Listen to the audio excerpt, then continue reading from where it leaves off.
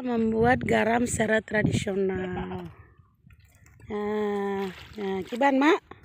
Jadi yang dacok yang kesiranya yang toh. Kanyo yang mak pakai untuk bahan kesiranya. Yang toh mak cok, yang toh mak cok. Kan yang tanah aja yang toh.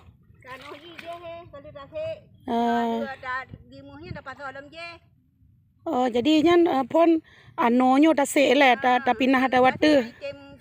Tapi nah ada yatu.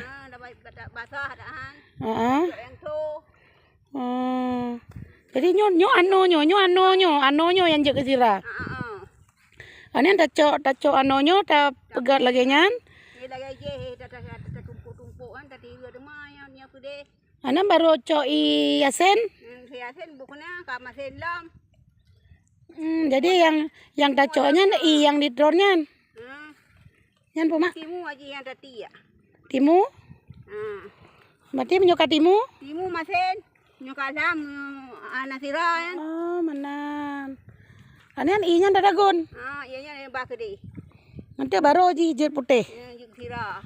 Jadi wate mak dagonnya nanti sampai putih. Ya, tok gede, foto gede. Ya, oh nyan jambu sira ji.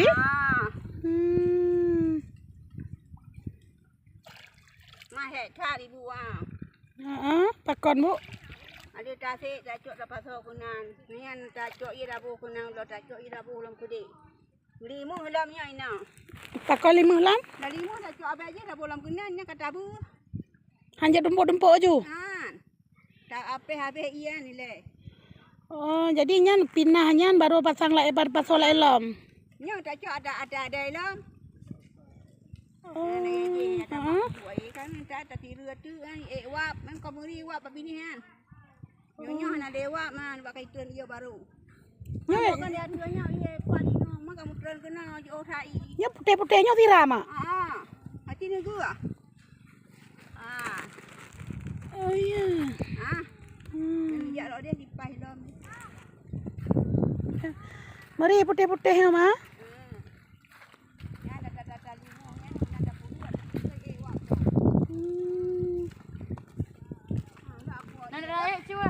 Jet, gad mak, begagat.